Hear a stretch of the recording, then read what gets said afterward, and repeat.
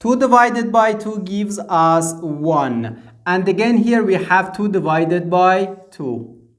So 1 divided by 1 is just 1. But this answer is not correct.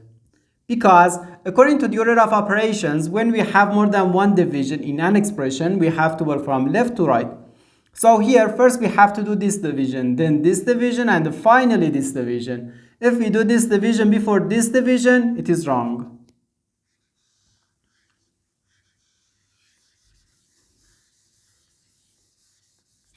So first we have to do this division. 2 divided by 2 gives us 1. So we have 1 divided by 2 and again divided by 2.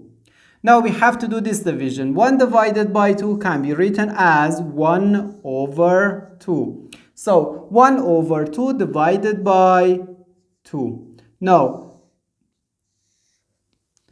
excuse me.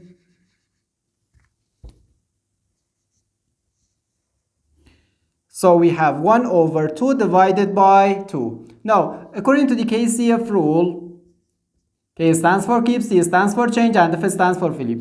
We can write keep the first fraction, change division to multiplication, and flip the second fraction.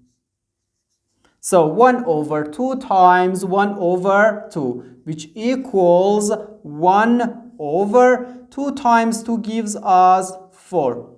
So we have 1 over 4. And this is our final answer to this problem.